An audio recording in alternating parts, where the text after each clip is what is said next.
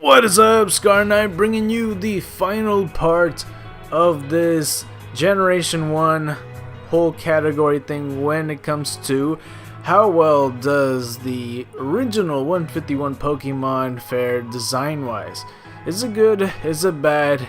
Not only is it my opinion, I want your opinion as well if you think these characters are good or not. I need to address something right quick. Oh, and for those that just randomly just started watching this video instead of the first 3 parts, this is part 4. Please watch the first 3 parts. I know it's an hour long, but you kind of get the end of the foot, the end of the heel. I'm not really sure what's the best term, but starting off at like number 122 isn't like the best place to start, really. It's not really much to grasp if you start over here, so be sure to watch the other ones. Alright, here's the eye. Ooh, click on it, it's great. But anyway, I'm gonna talk about stuff that, you know, if you haven't seen the other parts, you won't know what the heck I'm talking about, because there's some stuff I have to address when it comes to, you know, whether people are defending Generation 1 or going against Generation 1. I have to just say the truth regardless. I have to say the input and the laydown, because I already mentioned the fact that a lot of people were like, oh, well, Generation 1, you know, give them a break, it's their first time making Pokemon. And I say the reason why that shouldn't be the case. Well, there's another thing I should really mention, and it kind of goes with Pokemon in a whole, pretty much. And that's by saying the Pokemon that get like a lot of flack or whatever, you know, they might not know the origins or the mythology behind that Pokemon or whatever. And sure, it could enrich the Pokemon as a whole, you know, you might appreciate that Pokemon more, but it doesn't really improve it design wise. Now, as an example, as I could do this for the last part, there's Drowzee and then there's Hypno. Now the thing about Drowzee and Hypno, and I already knew about this, but it didn't enter my brain space. Like I mentioned that they ate dreams, but I didn't really sit down and like kind of broke it down in my head. I just kept moving forward and just talked about the design, which is the whole point. I didn't really talk about the concept very much. The concept is they're based off the Baku, which is a yokai that eats dreams, and Hypno is also a Baku, but it's also known to be a goblin that eats dreams and hypnotizes things. So yeah, that has a mythology and that has an origin to it, but the design of it could be better. I don't think it's good, pretty much. You know, it's kind of a bland color and it kind of looks gross. And here's a Baku from Yokai Watch. You know, I think it looks better, so, you know, because the coloration, and it's supposed to be a taper, so it's not supposed to look pretty or anything like that. But you can see what I'm saying, that this thing looks better than Drowzee and Hypno. Now, to really drive my point home, because I know this doesn't really justify anything just by saying, well, Drowzee and Hypno isn't good and the mythology thing. No, that doesn't really drive my point home. I think this point will. When it comes to Yokai Watch, there's a reason why it's called Yokai Watch. It's because it's about yokai. Every character on there has some type of Japanese mythology in it. All these characters have some story and origins about them. That doesn't really justify like the fact that Pokemon has some origin or mythology for them to make those characters better. All these characters in Yokai Watch has this type of origin story. So that doesn't mean whether those sprites are good or those sprites are bad, because they got both. So as an example for Yokai Watch characters, here's an example of a good character that I think is a good design or whatever. And here's one that's a bad design that I consider. So for me, Drowzee and Hypno could be better, but they're just not. That's just how I feel about it. Hopefully you guys know what I mean. I spent way too much time explaining it, but there you go. So anyway, after I get that all the way, hopefully I drove the point home. I think you guys grasp what I'm trying to say here. So anyway, I need to go talk about the first Pokemon, which is Mr. Mime. I'm already 5 minutes in, and I got 55 minutes to go. Mr. Mime is a very awkward looking Pokemon. He is a mime, but he kind of looks more like a clown, so there is that. He has curly shoes, and he has like a really bad bald spot with some hair coming out, no nose, and he's like a human-shaped Pokemon as well, so don't forget that. And he has digits in his hands, and his torso looks kind of funny. So to me, I always thought Mr. Mime looks like a really weird Pokemon. From the Fakemon that I showed before, I really wish this thing evolved into Master Mime to really show the mime part about him. Because Mr. Mime, yeah, he's a mime, but I don't know. Like, I kind of... It is more based on the concept too, because there's a psychic type that creates actual walls. I feel like it would be so much better if it was Master Mime, because it would just kind of really drive it home, you know. Mr. Mime has always been weird to me. Early designs, he looks kind of chubbier for some reason, so there's that. In the red and blue sprite especially. So there's not really much else to talk about. So yeah, he does have a baby evolution, but it is not in this generation.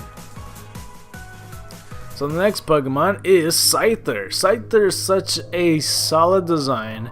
It really is. Like, it's supposed to be a praying mantis, and he kind of, like, you know how I'm a sucker for like dragon anything. I know it's not dragon, but he kind of has a dragon face. He has two sides, and like everything about Scyther is very iconic. You could use him for like a lot of shows. He's very versatile when it comes to this stuff. He's just pretty dang dope. And I just remembered like the fact that in the anime where he just slices a whole bunch, and he's very menacing, and he's such an elite Pokemon. Like, you just get that vibe.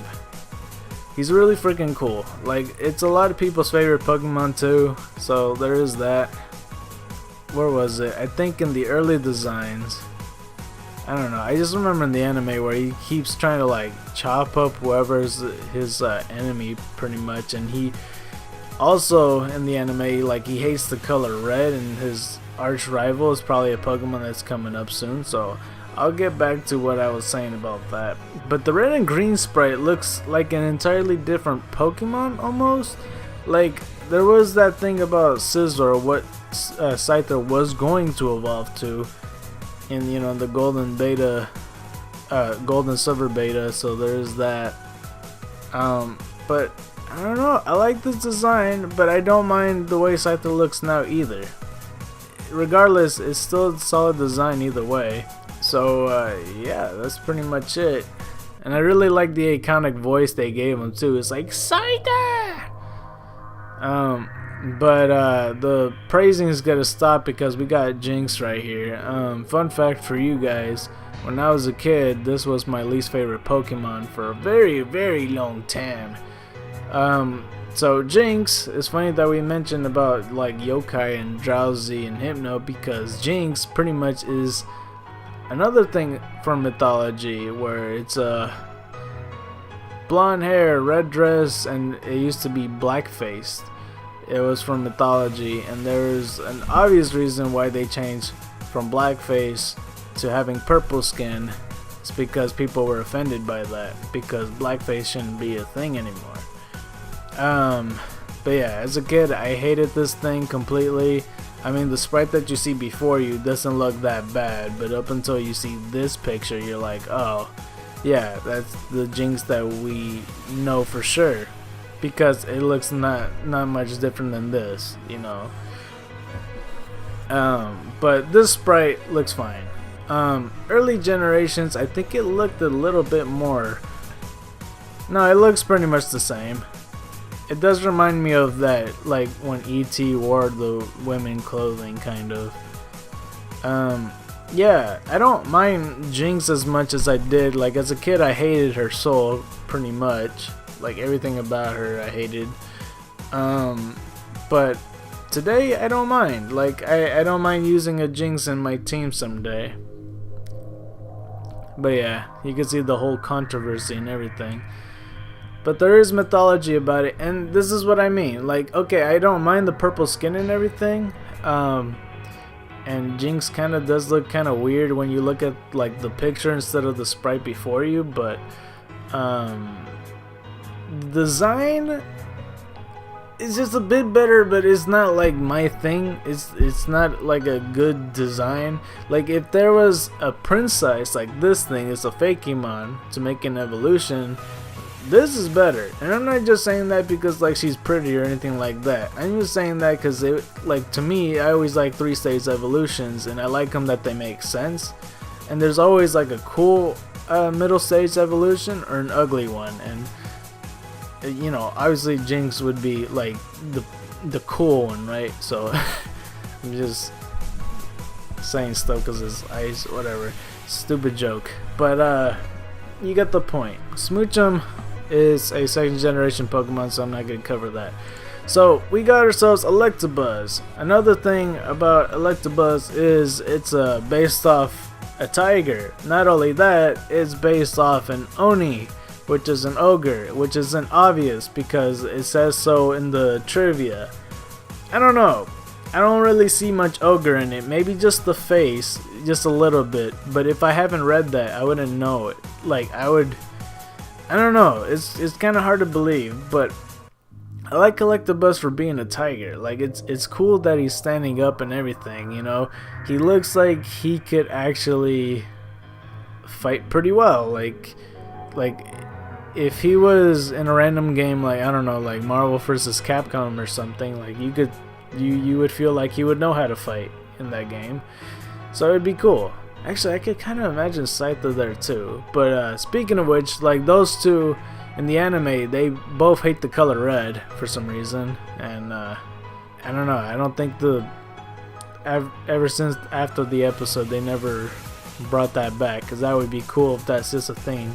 And you know, obviously Scyther hates what he becomes, you know, once he gets traded away, but oh well. But Electabuzz I always did like. I would have been pleased with him just being the final stage, but I feel like it gets a little bit outclassed in the future once he evolves, because now Electabuzz, I mean, not too forgettable, but like for a long time, like Electabuzz was most people's favorites, but like you don't ever catch him, like, especially me. I never actually found an Electabuzz because he's in the power plant. There's like only 10%. Let me actually look at how much. 5%. Oh, that's much worse. That's cool. 5% in the power plant. Oh, that's great. It's fantastic. But yeah, I think Electabuzz is a solid design. I don't really see the ogre part about it. So we got Magmar right here. Magmar is an interesting Pokemon to talk about. A YouTuber that I like to watch is King Nappy, and he really loves this thing, and he always prays about it with his fan base. So I think his fan base likes it too because of him. In the anime, I really do like Magmar because he fought Charizard, but I was more of a Charizard guy, so like Magmar was like the number 2 fire type. No, that's not even true. Arcanine was my number 1, and then Charizard was like number 2. So Magmar was like going lower down the list. Because I like Rapidash in the anime, but like not in the games. It's kind of confusing. But Magmar, like when I looked up his origin, you know, because he obviously has like a duck face, right? And again, with Nappy, he gave him the nickname Tit Duck because like his eyebrows look like boobs, and of course like the duck face and all that. But it turns out that he is a possible combination of a duck and an iguana lizard or some kind, and that's based off mythology where like it like goes in lava or something like that, or magma. I forget what it was. It's something crazy. But I always did think it was weird because I never thought it was like it's too weird to be just a duck. So I wasn't really sure, because it says I guess it's the joke because it keeps referring to it as a booby, which is a type of seabird. So it's a bit weird. Mythical salamander of fire. So yeah, okay, that's what it was. And there's also the depicted in Japanese Hindu Buddhist mythology as a bird-like fire-breathing creature similar to our counterpart Electabuzz is based on an Oni. I don't know. It says Kurara. I think that's the fire iguana duck that they're talking about. The booby. So that's why it's called Tit Duck, I guess. Yeah. Early generations. Let me take a look at it. I think it's just the sprite that I really like about this. The red and green sprite makes it look a lot better. I mean, you might feel differently about the sprite that I showed you earlier, but I think this is just how they did the sprite art. It just looks really clean and good. It looks very classic. I like this look.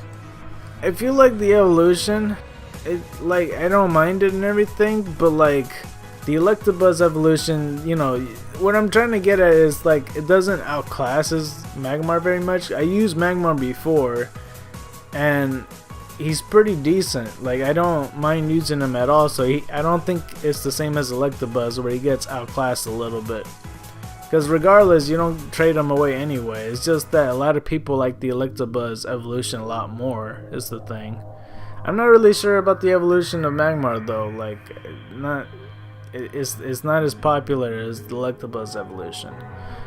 Anyway, we're gonna go talk about Pinsir right quick.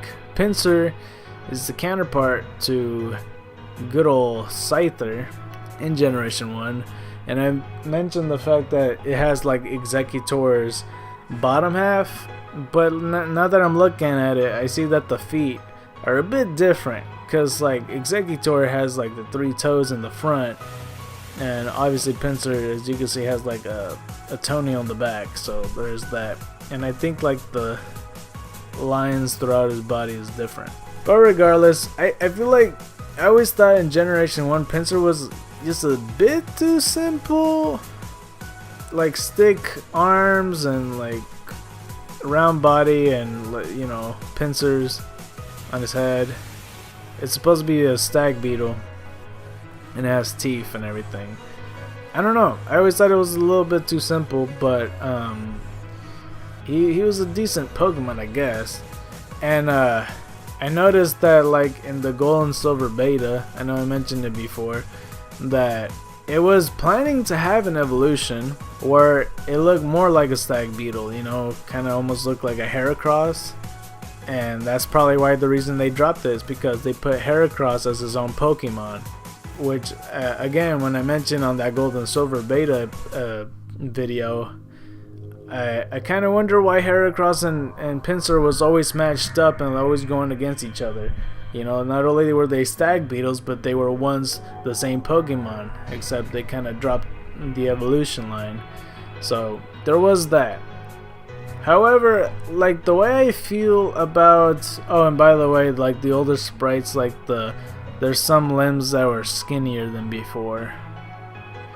So yeah, there's that. I guess the horns, they look a little bit different. They look more devilish than just regular roundish pincers. So there's that. And his eyes are a little bit beadier. Anyway though, there is Mega Pinsir, which for one I think looks a lot much better than Pinsir. I mean, you would think that they just added wings and changed the eye color, but I think that makes all the difference. It makes it look more vicious, and the thing about the wings, like, it looks freaking cool because the fact that there's those orange spikes going through the wings, and the wings are yellow and his eyes are yellow, it almost looks like that he's going crazy and he actually kills things. He's a real predator. I feel like it makes all the difference than looking at this regular Pinsir that has no wings at all. I don't know. I feel like I'm not too far off by it, you know. I'm not too crazy by saying this, but I feel like I don't really agree that it should be a Mega Evolution. But I'm glad this thing exists. Like, I don't know. I never liked single stage, then Mega Evolution Pokemon. Like I said, I always like 3-stage Pokemon. and then maybe possibly the Mega, but not the other way around. But Mega Pinsir is a A-OK for me. It's a true blue moth, even though it's a stag beetle. Anyway, Tauros is it's a interesting Pokemon because I looked through this thing and you would think that Tauros is based off something, but it's actually not. Because when you look at Tauros, you know, he's obviously a wild bull. He's a wild bull Pokemon, after all. His Japanese name is Kentauros. He has 3 tails, and he has like something in the center of his forehead. It's like 3 digits of some kind. And that's why I think that he's based off something. But the more I look at it, the more I see that it's actually not based anything. Because in the manga, out of all things, shows that Tauros with his 3 tails could control other Pokemon for like a brief period of time, or maybe for a long time, I'm not really sure.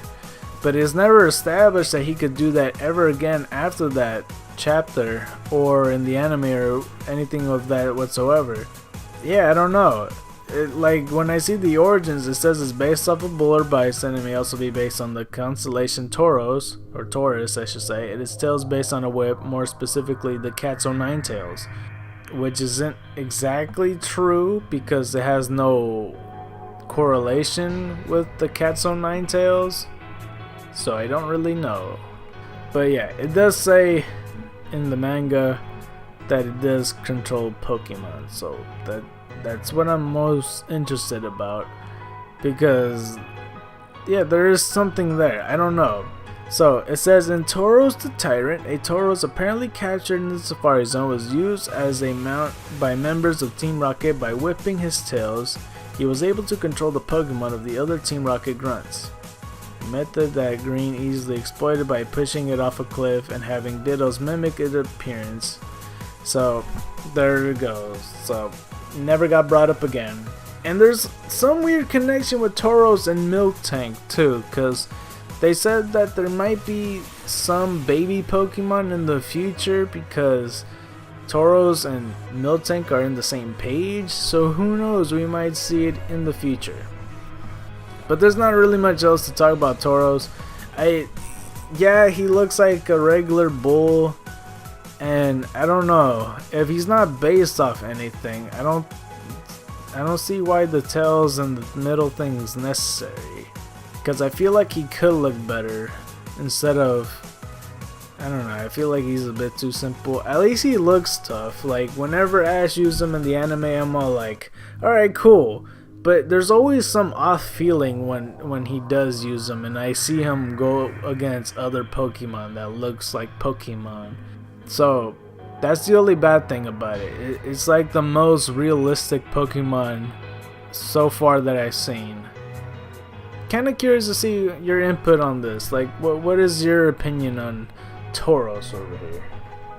Alright, so the next Pokemon we're going to talk about is Magikarp, which, in a weird way, I think Magikarp, because it's a very cartoony Pokemon if you just look at it, between Magikarp and Seaking, because they're pretty much looking like dead fishes, right?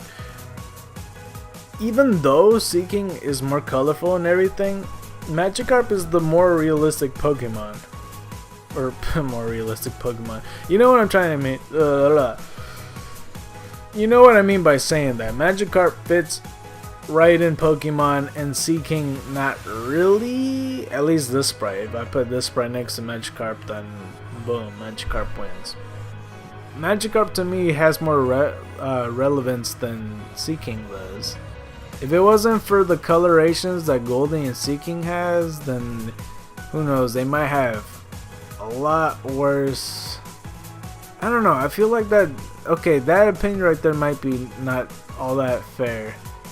But it's just like when I'm comparing Magikarp, like it's so on purpose that it's a derpy Pokemon, because this is like something in mythology where it says like it's a fish that's supposed to be pathetic and is going through the dragon gates or whatever. And I know I mentioned that like the mythology shouldn't really matter when it comes to this thing, but if the concept is supposed to be on purpose, where the fish is supposed to be like that. And I know what people are gonna say. It's like, well, if it's based on the concept, then why you say Drowsy and Hypno is supposed to be like that? It's supposed to be bad on purpose. Okay, well, what I'm saying is Baku looks better than Drowsy and Hypno. No, I mean, I didn't say, you know, the tapirs are naturally ugly, is what I'm saying. The only thing about Magikarp though that's bad is that if you look more closely on the origins, this fish is supposed to be determined. It says like eventually. Okay, well let me start from the beginning. Pretty much, it's based off a koi that's supposed to go over the waterfall, passing the Dragon Gate to become a dragon. But the thing is, with this koi fish, it's supposed to be so determined to get over that thing that it eventually achieves to become this destructive monster, right? So for when you look at this Magikarp in any anime or anything whatsoever, it's always, it is not determined. I feel like it's just almost brain dead in a way. So there is that, and I feel like they could capture it a bit differently. I mean, there is those, I don't know, I feel like I remember seeing Magikarp sad one time or something like that. But it's completely the opposite when you go look at Gyarados. Gyarados, I mean, that's the thing, right? Like the whole Dragon Gate thing, like, you would think that he wouldn't be so pissed off. And there is that, like, theory that Magikarp was supposed to turn into something else and not Gyarados, but I think it is supposed to be meant to be like that because, like, there's still some Magikarp aspects to it. Okay, well, what it says in the origin, it appears to be based on a sea dragon or sea serpent and Chinese dragon. Gyarados is partially based on a legend about how a carp that leapt over the Dragon Gate, I meant carp, not koi, and you know, would become dragons. Several waterfalls and cataracts in China are believed to be a location of the Dragon Gate. There's a reference by Pokemon Snap as a player needs to get a Magikarp into a waterfall to evolve into Gyarados. The legend is allegory to the drive and efforts needed to overcome obstacles, which can be tied to the fact that Gyarados is a pre-evolution. Magikarp could possibly take a lot of drive and effort to legitimately evolve into a Gyarados. See, that's the thing that I don't understand though. Like, that doesn't make sense. The way that Magikarp is perceived by design doesn't really show drive and determination and effort and all that noise. It just looks brain dead. But for Gyarados, he's like, in the anime they depict him as this monster, which they do a good job of. But I can't help but think that it's supposed to be something else. Like, if it's based on the story, it's supposed to be like a children's tale where, like, oh, if you try hard enough you could become this thing. But like, Gyarados is kind of like, you know, oh, by the way, his nickname is Skullkraken, you know. Gyarados, the monster's Pokemon, is almost depicted as being evil in a way. You see where I'm going with this? It's a bit strange. And I still don't understand why it's flying type, by the way. Let me look at that. The flying type may be reference to Koinoboru, a carp-shaped windsock traditionally flown to celebrate the Children's Day in Japan, formerly called Tango no Silku. Okay, no, that's not a good enough reason to give him the flying type. He deserves dragon type because they're passing the dragon type, the Dragon Gate to become a dragon type. So why isn't it a dragon type? Why isn't it a dragon type? I don't know. However, there is Mega Gyarados, which at first when I saw Mega Gyarados, I thought it was a very weirdly shaped. Like, it didn't really process in my head that it's an actual good design until I got used to it, because I really do like the little spiked sharp look on the fins. That's the, like, my best, that's like the feature I like the most about it, because it actually also does like a dragon look to it as well. But I can't help but think it's like the combination of Magikarp and Gyarados combined, and like, I don't know. He looks a little bit too thicker. You would think that, like, if you were to tell me that Gyarados was gonna get a Mega Evolution, I would think it would be something close to looking like Rayquaza, only with like Gyarados features. Something in between, you know? Not really like a thicker shrimp or something. But eventually I got used to it, and I think Mega Gyarados isn't all that bad as a design. I actually kind of like it. You know, I got really used to it. In the anime, he looks pretty beastly. You know, they did like a foreshadowing thing with Misty, so it was pretty cool seeing that. I don't know, I kind of liked it.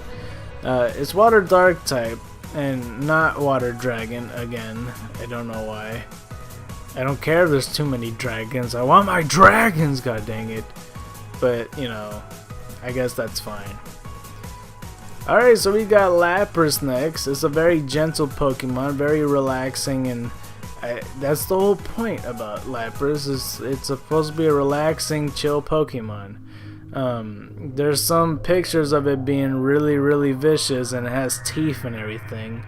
No, I prefer Gum Lapras. I don't prefer Teeth Lapras. Gum Lapras is what it's supposed to look like because it's a relaxing Pokemon. People are supposed to be behind this thing. I guess it is supposed to be like a killer Pokemon as well. You know, most Pokemon are supposed to be very vicious, but I mean, Lapras is also supposed to be a very intelligent Pokemon, and I feel like intelligent Pokemon shouldn't be vicious because it's based off the Loch Ness Monster. I guess if it's based off the Loch Ness Monster, it's supposed to be a monster, and therefore it's supposed to be vicious. But the way they depict Lapras, I don't think it's supposed to be vicious at all, ever. Like, even in the intro, it's always just been happy to just give people rides. Like, that's just what it's okay with. But yeah, it looks the same throughout the whole generations, except the weird thing is, and I'm not gonna talk about shinies, you know, but like, I just found this thing interesting when it comes to the shiny Pokemon. It's like purple and bright pink in the belly, but like in the rest of the generations is like, you know, purple again, but like the belly is kind of cream colored. So I find that interesting. Maybe in the future I'll cover like shiny Pokemon, but you know, there is that. But yeah, there's not really much to say. Lapras is pretty good design, but it's like, I would say it's just a pretty good design.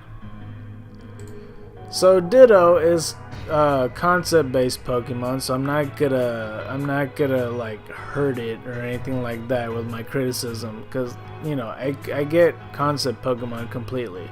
We're gonna see another concept Pokemon coming up, but Ditto's the most understandable because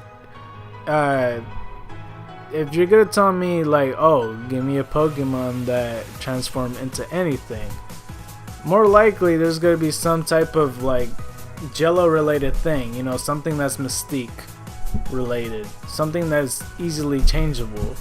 And like, what better way than to play than Ditto? You know, it's the best thing to do. So, not really too much to say about this thing. I mean, it has like a regular face and a pink squishy body, and it's pretty cool that, like, I didn't realize this, but like a lot of people's favorite Pokemon is Ditto, which I find surprising, only because like it just proves how much like so many Pokemon is somebody's for every Pokemon it's somebody's favorite, and like that's just what I like to see pretty much.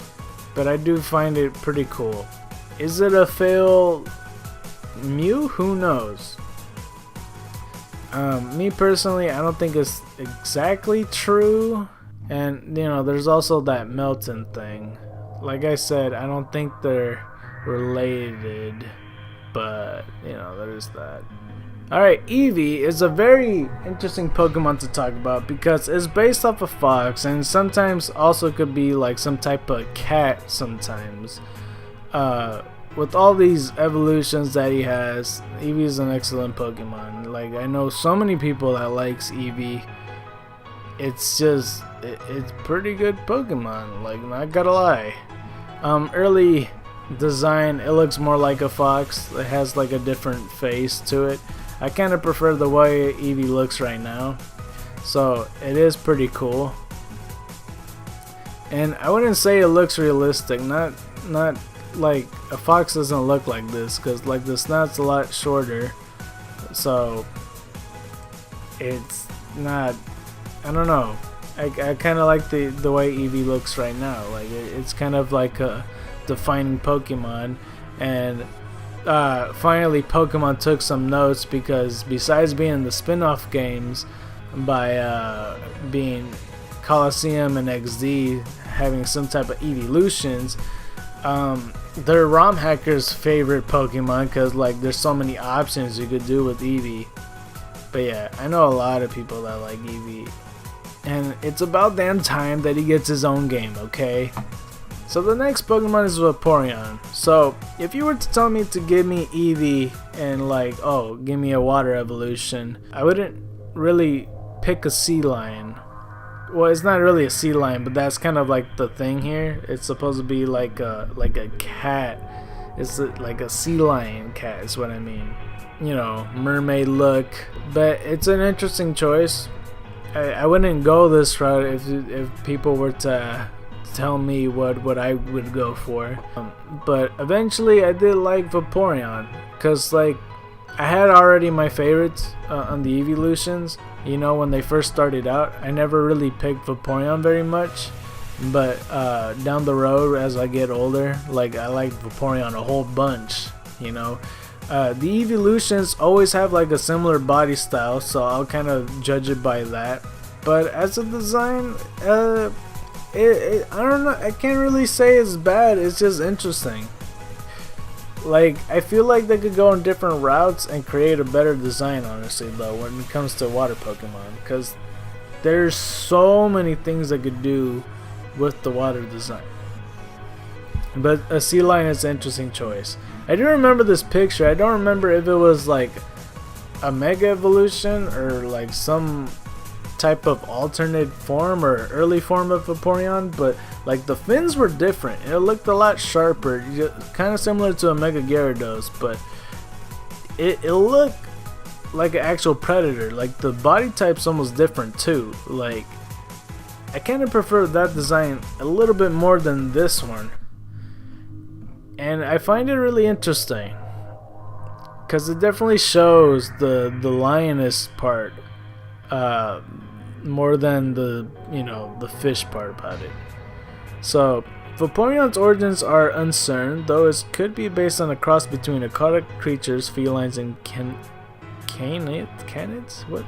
The fins and dorsal lining may be based on a different type of tropical fish. Its ears resemble a mix between a fish fin and a phoenix, fox, or a caracal's ear. It also shares characteristics with mermaids. Vaporeon may also be inspired by the Telchines of Greek mythology, or the Merlion I should say. A national symbol of Singapore. The ability to become invisible and turn into water might be inspired by the Aserai. Vaporeon's resemblance to both carnivorans and cetaceans could be based on primitive whales such as Cutachiculas. Its fringe around the neck resembles a ruff. I bet you guys love it when I misread stuff when you can't see the words. But Vaporeon, like I said, interesting Pokemon. But let's move on to Jolteon. Jolteon, I do like the design a lot. To me, it always kind of puts me where I think it looks more like a cheetah more than like a fox or a cat. Or I guess it is a cat, but cheetah, that's just what I think of. Like the design is fine as it is. Like if there anything that could be better, I would just add black, because yellow, white, and black always looks good together. But it's fine the way it is. I didn't realize till like I did the top 10 that I like Jolteon more than all the other ones out of the 3. So it's pretty cool, and I like using this thing. Yeah, I don't think there's much else to say about it. Jolteon's pretty solid design. A lot of people's favorite Pokemon as well. I always think this is what Gary evolves his Eevee into, but unfortunately in the anime it does not. But it's fine. Gary evolved into something else. The Japanese name is Thunders. It's great. Flareon, I feel like is probably the best case scenario.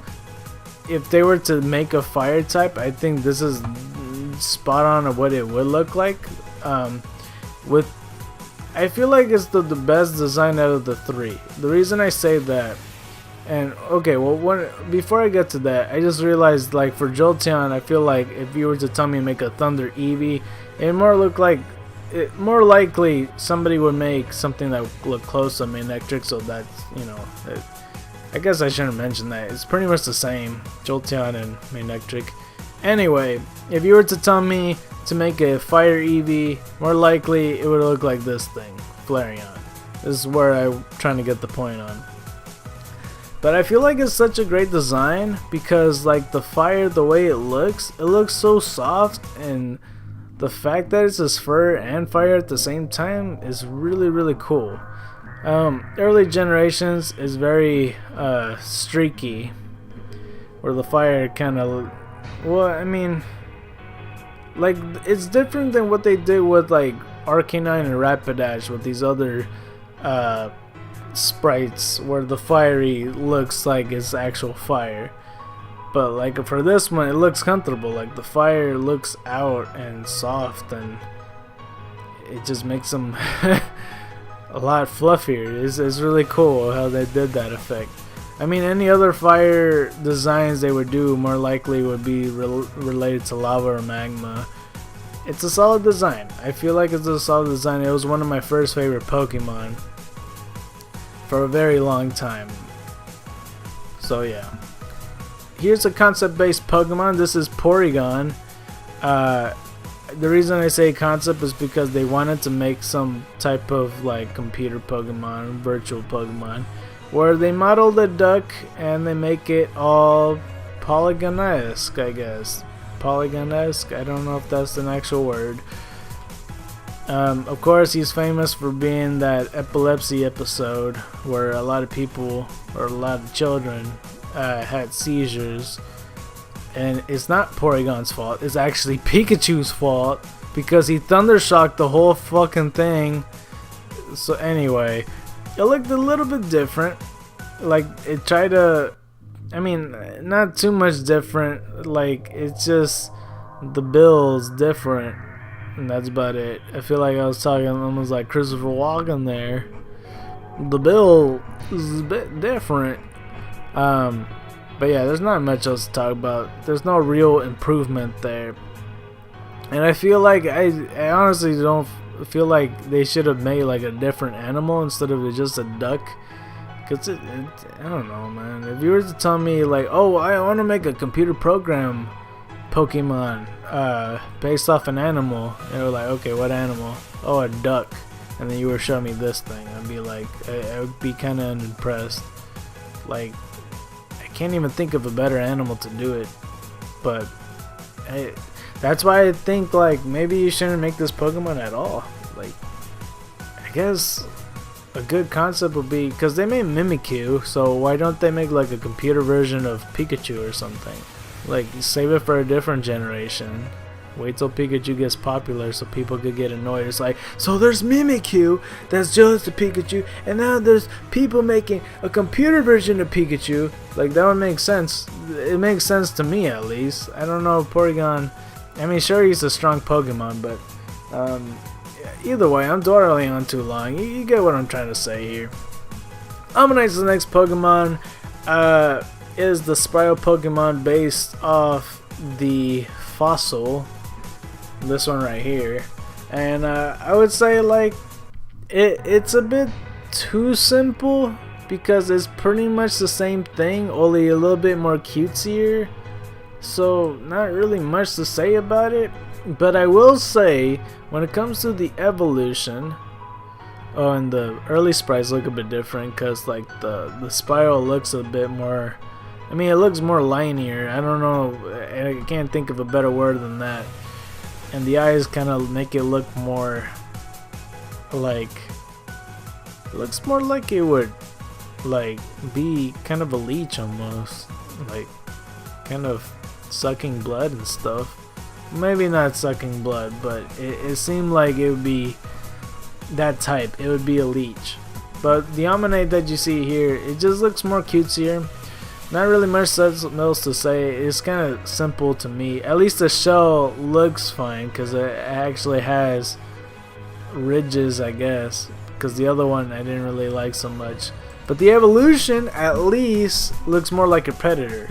You know, it has more spikes, and the eyes look sharper, and the tentacles look more deadlier. He looks like a threat. You know, his teeth and everything. So they made improvements there on something that was simple. That's what I think it's a good thing. I'm kind of curious to see what the early design looked like. Not too much different. It feels a little bit more. The thing is, he's a bit too short. But I guess that's fine. I remember I did see like that Osmonaut thing, the Amistar evolution. I guess it's fine. They don't really have to. I don't think people are raving about Amistar, but I guess that's fine. I don't know. Short Pokemon could be good, but like there's Marowak that's fine the way it is, and then there's Amistar. Marowak would be so much better, but Amistar, there's not really. It's not a high demand. Like it's almost like, I don't know. It's just fine. So here's Kabuto, which is based off this fossil right here, the shellfish Pokemon. See, the good thing about Kabuto is that I like the face. It's like the red glowing eyes that really give it that death feel to it. Like this Pokemon is such a creepy Night Stalker. Early designs I didn't really like so much. Like it shows kind of a different shape to them, and then like there's this red and blue one that just shows the back of it, and it's kind of just a crab. But in the anime it really depicts it well, where it's like in the dark you just see glowing red lights from the distance staring at you, and like there's a whole horde of them going through the water, and it's like, I forget what it was, but it was like Red Sea or something like that, or the Red Moon. Well, either one. It was like the Red Sea or the Red Moon. I forget what it was. Let me see that right quick. In Shellshock, a deranged old man named Umberto was saying that an island full of Kabuto fossils would sink once the moon cast a red glow. He was right, because the fossils came to life and the island collapsed, since the fossils kept the island together. Huh. I guess it was the red moon. Okay. It's still very, like, if I actually saw that happening, like, that is such a scary situation. Like, I wouldn't want a whole bunch of these coming out. So, good job with that. Now, Kabutops is a combination of things, what I saw from what's based upon. So, there's this and this, pretty much. It's still a good Pokemon design. I always did like it. There's a reason why they chose Kabutops and the other Pokemon over Omastar to be in Pokemon Heroes. But Kabutops looks pretty cool on there because like the eyes were all yellow and he looked dangerous and he moved pretty fast and he was threatening. Sure, there's already Scyther that had size, but you know, there has to be a prehistoric Pokemon too with it. It looks a little bit different in the early designs where it's kind of like paper thin almost. It looked like that away, like the helmet shape was different. I think it looks better now than it does back then. I mean, I didn't mind the red and blue sprite. The red and blue sprite looks pretty cool, but I'm happy with the way it looks right now. I wish Kabutops had a little bit more spotlight in the anime though. I feel like he's deserving of one. So here's Aerodactyl. It's the pterodactyl Pokemon, you know. It does look a lot like Charizard if it was gray and skinnier in some places, and if his wings was his arms. Like, there's a lot of similarities with it. And Aerodactyl, they presented him, like, the presence of Aerodactyl is such an amazing thing that he's always threatening no matter where you see him. Like, there's no point where you show the sign of weakness. Such a strong Pokemon. Like, and there's like a lot of good pictures. I remember the one that I used for the Leaf Green randomizer Nuzlocke. Like, his jaw was squared. And it's really cool. Like, he was in Pokemon Heroes alongside Kabutops. Like I said, there's a reason why they put Omastar there, because people don't really, I don't know. Like I said, he's good from what was simple to becoming a little bit better, but he's like not all the way there. It's not like an amazing design. It's just better, you know. Curious to see what the early designs look like for Aerodactyl. There's something different about him. I just can't point it out. Something there. Maybe it's just the sprite that I'm looking at. Or maybe not. I'm not really sure. He does have a Mega Evolution. The thing about his Mega Evolution, they just added more spikes. Yeah, sure, I said that about Omastar, but like I said, that's something simple into becoming this, where you look at Ammonite, and like I said, he looks cutesy, but you don't think that he's a predator just by looking at him. You think Omastar is a predator. But the thing about Aerodactyl to Mega Aerodactyl, I feel like the spikes aren't necessary, because you already know he's threatening, and like with the spikes extra, I don't know. Like, the only good thing about it is that at least shows more Jurassic side, more primal side to it. But Aerodactyl's already primal as it is. He is a fossil Pokemon after all. So I don't know. I feel like they should have went a different route on if they were to make a Mega Aerodactyl. And I guess Aerodactyl is like a good appropriate Pokemon to be single stage and then Mega Evolution, because he's such a good Pokemon. All the other single stage, maybe not so much. I would have to look at it. But Mega Aerodactyl, I don't know. Unnecessary spikes. They just added spikes. I don't know, man. Anyway, we're gonna go talk about Snorlax, a big tubby Pokemon. I would say design isn't all that much. I think he's more of a character. Like, he's actually the most character-like character in all the characters. I know that makes no sense, but I kind of put Snorlax in the same line as Ash, Brock, and Misty, where Snorlax is pretty much human to me. Like, Snorlax would make the episode if he just shows up. I would just be happy. I don't know how else to put it better than that. I don't think Snorlax is meant to be a Pokemon that, I don't know, man. Like, I don't know how to explain it better than that. All he does is sleeps and eats and fights sometimes. Like, mostly sleeps, but that's what makes him so great. There's not really much else to say about it. At least he's not like a terrible design. I would say he's just a simple design that really shows the character about him the more you show him in the anime. Because yeah, he always sleeps, but at least that's the enjoyable part about him. I'm pretty sure someone could explain it better than that. But I don't know, man. I think Snorlax, I mean, I like him better than Tracy and Richie for sure. And Silent and all those other characters I hate. Yeah, man, he's like, he's part of the sitcom, man. He's part of the family. Not much different early design. Didn't really expect it to. It looks always the same. They kind of already thought of what he was gonna look like. He's a bear that almost looked like a sumo wrestler in a way. Yeah, I think Snorlax is such a great Pokemon. Not really something to judge character design wise. So, if anything, he's the real exception to not being judged at all. I don't know how to say it better than that. So, yeah. So here we go. Articuno, such a beautiful Pokemon. They really present him well in the anime for sure.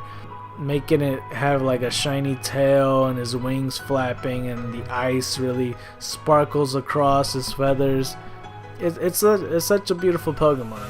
It's interesting too, because early design, it was like a white bird. I think it was originally meant to be white, and it almost looks like an entirely different Pokemon. I feel like if they kind of tweak it a little bit, they could separate these two. Like Articuno would be one thing and this Pokemon would be completely other thing. Like it could be ice, or it could be fairy flying or anything, something like that. Or it could be another ice flying but completely different, completely separate than the Articuno. Because I remember facing this in red and blue and then like playing this in yellow, and it almost seems like there's two different feels when I get from these two. So it's interesting. I don't mind Articuno on his own though. It is something to think about. Alright, so the next Pokemon we're going to talk about is Zapdos, which in my opinion is the best out of the three as a Pokemon, stat wise, and he would be the strongest out of the three. But design wise, he's actually the weakest out of the three, because he's just spikes. He's pretty much, he looks like a sparrow with the long beak, sharp talons, and spikes. Like he's supposed to be thunder spikes, you know, he's shocked and all that. Electric full Pokemon. He's very intense too, but he's not like, it's not, I mean, the other two Pokemon just are classic because of how beautiful they are, you know. So Zapdos is fine the way it is. It's not over designed. If anything, it might be under designed, but it's fine the way it is. But yeah, it is a very intense Pokemon. Alright, here's a better picture of him to show his intensity of how cool he is. I still think he's the strongest out of the three though, because the next legendary bird can't kill it. And Articuno, even though he has good special defense, Zapdos kind of got both of them on the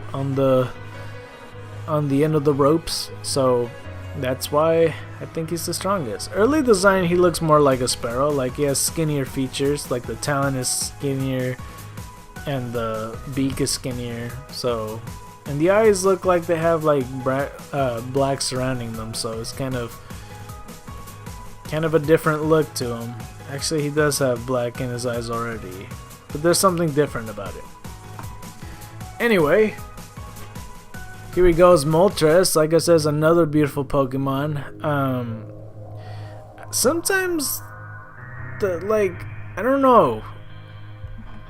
Like, as a Pokemon, out of the three, I would say Articuno might be the weakest, and Zapdos is the strongest, and then Moltres is like middle of the ground. Like, I never got the chance to use them up until Leaf Green Randomizer Nuzlocke.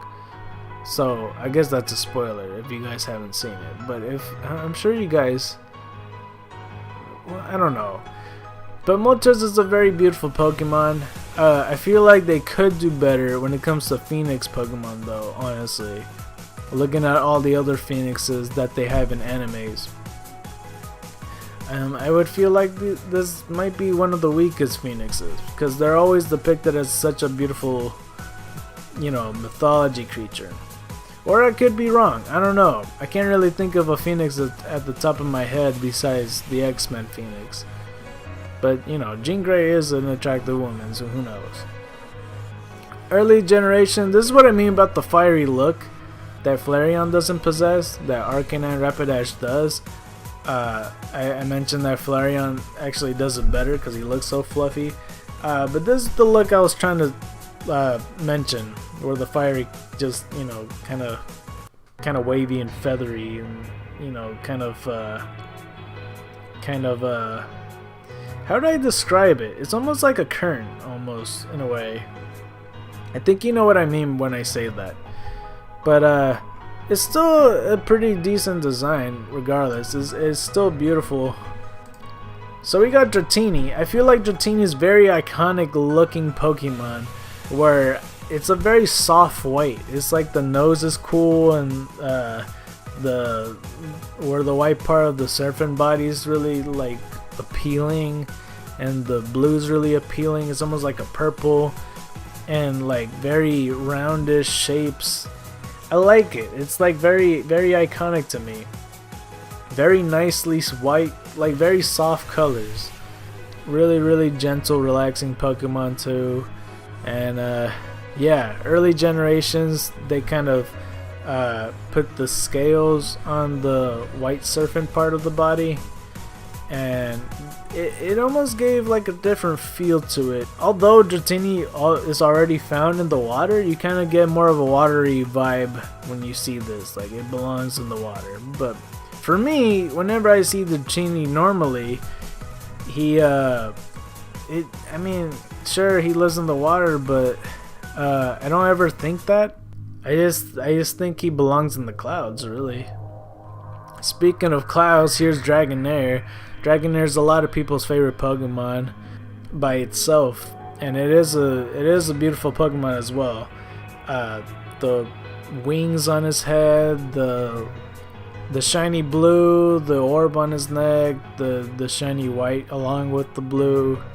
It's a lot of things. It's also a very beautiful Pokemon, and it flies and everything.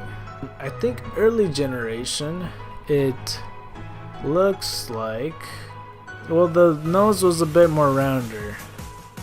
I don't know why red and blue looks a bit different. It's kind of weird. But it's a very solid Pokemon. It's probably one of the best of the three. But the next Pokemon, also very iconic, is Dragonite. Dragonite, very Barney-esque, but like a good Barney-esque, because I don't really like Barney. If anything, I would describe Dragonite like almost in the cast of Dragon Tales, except he looks pretty cool. He looks like awesome. I don't know about this picture. I see this one in the Electric Tales of Pikachu. They always have like a certain art style. I'm not really too into it, to be honest. And then there's this early design where he looks like a straight up dragon.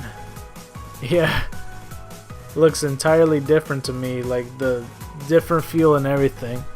But the way the Dragonite looks now, like everything about it looks appealing. It looks very gentle, and the shapes are appealing, and the colors are still appealing.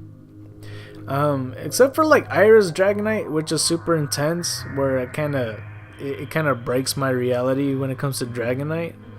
So I kind of disregard it as his own Dragonite, and just think about this, really. So we're almost finished. We're going to talk about Mewtwo. Mewtwo is a Pokemon created by the scientists of Team Rocket. It's supposed to be a clone of Mew, but the thing is, it's kind of like a genetic deformity where they try to make them stronger than Mew. The way it looks, I don't even know how to describe it, because this was so on purpose that they kind of make it different from what Mew is, that he's human-esque, and he has like the thing that's connected from his back of his head to like his shoulders, and his tail is a certain way, and his ears are a certain way, and his fingers are a certain way. That it almost seems alien-esque, but the thing is, he's born on Earth, so there is that. So I find it interesting, but I'm so used to what Mewtwo looks, I never actually think about all these deformities. So I guess he is weird, but I feel like he's acceptable, if you know what I mean. Now, Mega Mewtwo Y, though, it's a very weird Pokemon. That's just straight up weird, because this was like, no one knew if this was supposed to be Mew 3, but it just turns out to be Mega Mewtwo Y, where the tail ends up being in the back of his head, and he has like this one thing, and he looks more like Frieza than Mewtwo does already.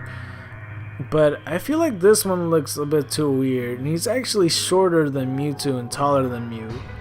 So there was some weird cross between that. And then there's Mega Mewtwo X, where he's psychic fighting, and he has the purple shoulder blades, and he has, I think the tail's differently shaped, and actually everything's differently shaped. The arms, the legs, the torso. Yeah. I like Mega Mewtwo X a little bit more, but that's not saying much, because like I don't really like the design of it anyway. I'm just so used to Mewtwo as being his own thing. I don't think that he needed a Mega. And it's kind of weird that he's fought all those Genesects and he couldn't beat them on his own, so he had to Mega Evolve, so Genesect for no reason could beat a Mewtwo. I mean, I guess there is 5 of them, but it is a bit weird. I feel like Mewtwo being one of the strongest Pokemon could easily take him out. But it's kind of hard to determine like what to say about Mewtwo, because like it is such a weird Pokemon design. So I'll just say that. So Mew, on the other hand, is an adorable Pokemon. Early generation, it is a fetus. It looks very weird. This is Superman. It's good that he kind of changed up into this cat thing, but at least it helps, explains a lot when you see this fetus and you realize he's like the ancestors to all the branches of Pokemon of how they turned out to be. So it's interesting. It's really interesting. Mew has such a delightful look to it. I don't mind ever seeing Mew whenever I do see it. I feel like if it wasn't a legendary Pokemon, it would be, I don't even know actually. That's kind of interesting. But yeah, he's an embryo and it shares many traits with cats. And it's similar to a Jerboa, having a large hind legs and long skinny tail. What does Jerboa look like? Oh, those. Okay, that makes sense. But yeah, I like the way Mew looks, and the fact that it's the strongest Pokemon, you get this strange feeling where you kind of believe it whenever you see it. It's a bit weird, isn't it? You think such a pure of heart Pokemon could be so strong, and it has that present, like the presentation that they show in Pokemon really presents it well. And I feel like they do that whenever they try to show strong Pokemon. Like when they showed off Charizard and Venusaur and Blastoise, they present them to be really strong. And the way they presented like Articuno and Moltres, I don't think they presented Zapdos very well though. I mean, he was okay, but I don't know. They presented Mew well, and obviously they presented Mewtwo well. But yeah, overall, we're talking about all the Pokemon. I already talked about the many multi-Pokemon. I guess they're not that many, but I told you guys about the bad ones, and I told you guys about the good ones. I told you guys about what are the good designs I consider and what are the bad designs I consider. I would say I don't think they deserve the credit saying, oh well, these are like the worst designs, saying, oh, Grimer's just a bigger Muck and Poliwhirl's just a bigger Poliwrath. I'm going to say 40% is good design, another 40% are okay designs, and 10% is meh designs, and another 10% are bad designs. That's what I'm going to say. I feel like that's accurate. Again, 40% good, 40% okay, 10% meh, and another 10% for bad. That's what I feel. That's where I'm gonna stamp on it. Tell me what you guys think in the comment section below. Do you agree with me? Do you disagree with me? Let me know. And then in the next part on designing Pokemon, I think we're gonna talk about Melton, but also after that we're gonna go talk about Dark and Windy Generation 2. So if you're excited for that, don't forget to press that like button down below. You know, even if you like this video, this is more of a reason to press that like button. Share, fave, whatever you got to do. Subscribe if you're new. And if you're considering subscribing, watch another one of my videos. I play the video games, and if you like playing video games, you might like my stuff. With that being said, I'm going to do what I already said. And do not forget to vote. Voting is underway. To vote, all you have to do is put in the comments section what game you would like me to play, along with your opinions about this video. And yeah, for the 10th Let's Play, and the voting will end once Legend of Zelda Ocarina of Time finale begins. So again, with all that, White Tigers and Dragons to you, and you've been scarred by the night. I'm out.